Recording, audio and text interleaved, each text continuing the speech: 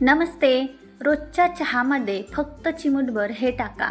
सांधेदुखी, गुडघेदुखी, कंबरदुखी, अंगदुखी, अशक्तपणा होईल दूर.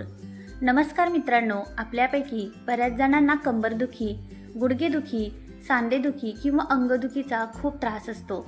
वय वाढतं तशी हाडं ठिसूळ आणि कमजोर व्हायला लागतात. ही हाडं मजबूत करण्यासाठी तसंच डोकेदुखी आणि शरीराचा थकवा पूर्णपणे घालवण्यासाठी मी आज तुम्हाला एक अगदी साधा, सोपा घरगुती उपाय सांगणार आहे. आपण रोज जो चहा पितो त्या चहामध्ये फक्त चिमूटभर हा घरगुती मसाला टाकायचा आहे. हा मसाला कसा बनवायचा, तो चहामध्ये किती टाकायचा आणि त्याचे काय काय फायदे आहेत हे आपण सविस्तर पाहूया. साहित्य आणि त्यांचे फायदे. नंबर 1, सुंठ पावडर. हा मसाला बनवण्यासाठी सगळ्यात आधी आपल्याला सुंठ पावडर लागेल. सुंठ चवीला थोडी तिखट आणि गरम वाटली तरी शरीरासाठी ती खूप गुणकारी असते. शरीराचा अशक्तपणा घालवण्यासाठी सुंठ खूप मदत करते. बाळंतपणानंतर किंवा खूप आजारपणानंतर शरीरात आलेला अशक्तपणा घालवण्यासाठी चांगल्या शुद्ध तुपात सुंठ भाजून साखर टाकून सुंठीचा शिरा दिला जातो. हा शिरा ताकद वाढवतो आणि ॲसिडिटीसुद्धा कमी करतो. जर सुंठ पावडर रात्रभर एरंडेल तेलात भिजवून ठेवली आणि सकाळी ती पिठात मळून त्याच्या पोळ्या करून खाल्ल्या तर जुना सांधिवात आणि सांधेदुखी नक्कीच कमी होते. याशिवाय भूक वाढवणे, खाल्लेलं अन्न नीट पचवणे, उलट्या थांबवणे, दम्याचा त्रास, खोकला, हृदयाचे आजार, अंगावरची सूज, मूळव्याध आणि पोट फुगून गॅस होणे या सगळ्या समस्यांवर सुंठ एकदम रामबाण उपाय आहे. नंबर 2, जायफळ. दुसरा पदार्थ आहे जायफळ. आपण सहसा गोड पदार्थांमध्येच जायफळ वापरतो, पण आपल्या शरीरासाठी याचे चमत्कारी फायदे आहेत. जायफळ हे शरीरातील दुखणे कमी करण्यासाठी पेन किलरसारखं काम करतं. हे पोटाचं दुखणं थांबवतं, शरीरातील घाण आणि विषारी घटक बाहेर काढतं, रक्त साफ करतं आणि तोंडातील जंतू मारून टाकतं. शरीरातील रक्ताचा पुरवठा सुरळीत ठेवून त्वचा चमकदार बनवण्याचं कामही जायफळ करतं. हा मसाल्याचा पदार्थ आपण खूप कमी प्रमाणात वापरतो, पण याचे शरीराला भरपूर फायदे मिळतात. यामध्ये फायबर, मॅग्नेशियम, लोह, विटॅमिन B3, विटॅमिन B6 आणि कॉपर यांसारखे अनेक पोषक घटक असतात जे शरीराला ताकद देतात. नंबर 3, लवंग. तिसरा महत्त्वाचा पदार्थ आपण वापरणार आहोत तो म्हणजे लवंग. लवंग खाल्ल्यामुळे ज्यांना सायनसचा त्रास आहे, म्हणजेच नाक बंद होणे किंवा कपाळ दुखणे, त्यापासून खूप मोठा आराम मिळतो. यामुळे शरीराची इम्युनिटी म्हणजेच आजारांशी लढण्याची ताकद वाढते, ज्यामुळे आपण सारखे आजारी पडत नाही. पोटाच्या तक्रारींवर जसे की गॅस किंवा पोट दुखणे यावर लवंग खूप गुणकारी आहे आणि गरोदरपणात उलट्या किंवा मळमळ कमी करण्यासाठी सुद्धा लवंग फायदेशीर ठरते. लवंगमुळे रक्ताभिसरण चांगलं होतं, ज्याने चेहऱ्यावरचे पिंपल्स कमी होतात. तसेच रोज लवंग खाल्ल्याने तोंडाचे जंतू मरतात आणि तोंडाला येणारी दुर्गंधी पूर्णपणे निघून जाते. नंबर 4, दालचिनी. पुढचा पदार्थ आहे दालचिनी.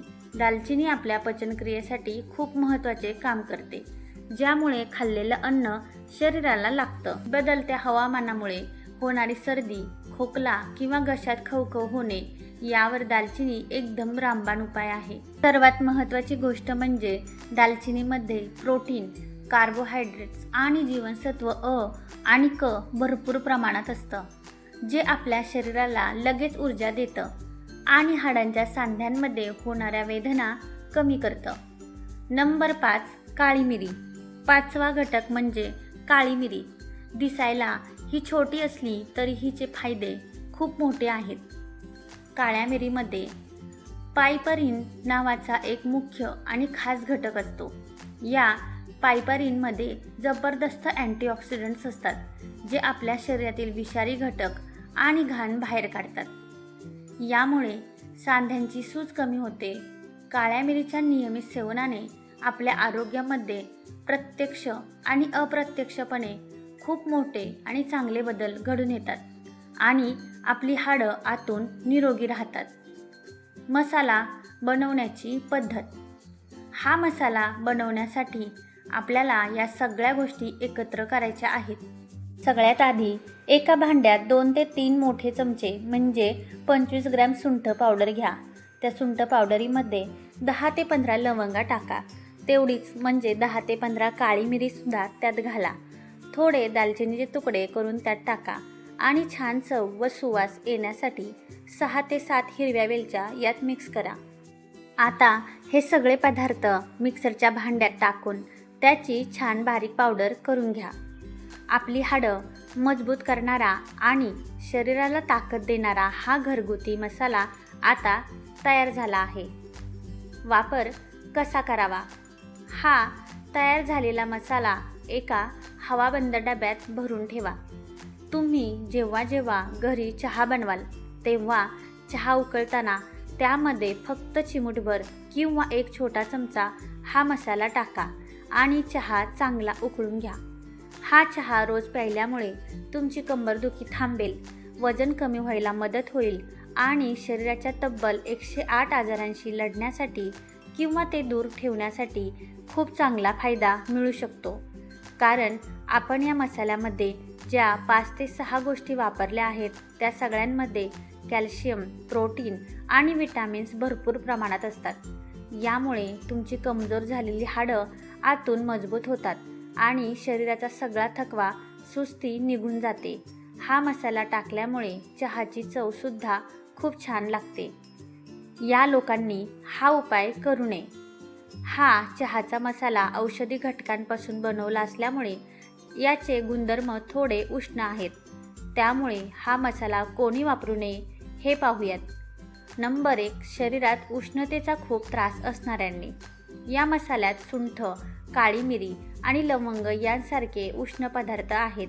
ज्या व्यक्तीच्या शरीरात आधीच उष्णता जास्त आहे, ज्यांना उष्णतेचे छाले, मूळव्याधाचा त्रास किंवा शरीरातून रक्तस्राव होण्याचा त्रास आहे, त्यांनी हा मसाला वापरणे टाळावे. नंबर 2, पोटाचे विकार किंवा अल्सरचा त्रास असणाऱ्यांनी. ज्यांना पोटात किंवा आतड्यांमध्ये अल्सर आहे, तीव्र आम्लपित्तामुळे पोटात सतत जळजळ होते किंवा कोलायटिसचा त्रास आहे, त्यांनी हा मसाला घेऊ नये. यातील तिखट आणि तीक्ष्ण घटकांमुळे पोटातील जळजळ आणि त्रास अधिक वाढू शकतो. नंबर 3, गरोदर महिलांनी. या मसाल्याची प्रकृती अत्यंत उष्ण असते. गरोदरपणाच्या सुरुवातीच्या महिन्यात जास्त उष्ण पदार्थ खाणे सुरक्षित मानले जात नाही. त्यामुळे गरोदर महिलांनी डॉक्टरांचा सल्ला घेतल्याशिवाय हा चहा पिणे पूर्णपणे टाळावे. नंबर 4, अंगात जास्त ताप किंवा इन्फेक्शन असलेल्यांनी. जेव्हा शरीरात एखादे मोठे इन्फेक्शन असते किंवा तीव्र ताप आलेला असतो तेव्हा शरीराचे तापमान आधीच वाढलेले असते. अशा वेळी हे उष्णपाचक घटक घेतल्यास शरीरातील दाह किंवा ताप आणखी वाढू शकतो. नंबर 5, रक्त पातळ करण्याची औषधे सुरू असणाऱ्यांनी. जायफळ, सुंठ आणि दालचिनी हे घटक नैसर्गिकरित्या रक्त थोडे पातळ करण्यास मदत करतात. ज्यामुळे ज्या व्यक्तींची हार्ट अटॅक किंवा इतर आजारांमुळे आधीच ब्लड थिनर औषधे सुरू आहेत, त्यांनी हा मसाला घेण्यापूर्वी आपल्या डॉक्टरांचा सल्ला नक्की घ्यावा. हा मसाला आरोग्यासाठी उत्तम असला तरी देखील याचा पूर्ण फायदा मिळवण्यासाठी कोणती काळजी घ्यावी ते पाहूया. नंबर 1, चहामध्ये मसाल्याचे प्रमाण अगदी कमी ठेवावे. हा मसाला चवीला तिखट आणि गुणधर्माने खूप गरम आहे. त्यामुळे सुरुवातीला फक्त 1 लहान चिमूटभर मसाला टाकूनच सुरुवात करावी. जास्त प्रमाणात मसाला टाकल्यास पोटात जळजळ किंवा पित्त होऊ शकते. नंबर 2, रिकाम्या पोटी हा चहा पिणे टाळावे. सकाळी उठल्या उठल्या चहा पिण्याची अनेकांना सवय असते, पण हा मसाला टाकलेला चहा सकाळी अगदी रिकाम्या पोटी पिऊ नये. सकाळी आधी 1 ग्लास कोमट पाणी प्यावे किंवा काहीतरी हलका नाश्ता करावा आणि त्यानंतरच हा चहा घ्यावा. नंबर 3, दिवसातून फक्त 1 ते 2 वेळाच हा चहा प्यावा. चांगल्या फायद्यासाठी सकाळी नाश्त्यानंतर एकदा आणि संध्याकाळी 4 ते 5च्या सुमारास एकदा असा दिवसातून जास्तीत जास्त 2 वेळाच हा चहा घ्यावा. नंबर 4. चहा उकळताना मसाला शेवटी टाकावा. चहा बनवताना हा मसाला अगदी सुरुवातीला टाकू नये. चहा, पाणी आणि दूध चांगले उकळत आले की गॅस बंद करण्यापूर्वी अर्धा मिनिट आधी हा मसाला टाकावा आणि चहा गाळून घ्यावा. यामुळे मसाल्याचा सुवास आणि औषधी गुणधर्म टिकून राहतात. नंबर 5. उन्हाळ्याच्या दिवसात वापर कमी करावा. हा मसाला हिवाळ्यात किंवा पावसाळ्यात शरीराला उबदार ठेवण्यासाठी आणि सांधेदुखी कमी करण्यासाठी उत्तम काम करतो. पण उन्हाळ्याच्या दिवसात निसर्गात आधीच उष्णता जास्त असते. त्यामुळे उन्हाळ्यात या मसाल्याचे प्रमाण आणखी कमी करावे किंवा दिवसातून एकदा चहा घ्यावा. तुम्ही हा घरगुती उपाय करून बघणार असाल तर कमेंट करून हो किंवा येस असे लिहा. माहिती आवडली असेल तर लाईक, शेअर आणि सबस्क्राईब करायला विसरू नका. धन्यवाद.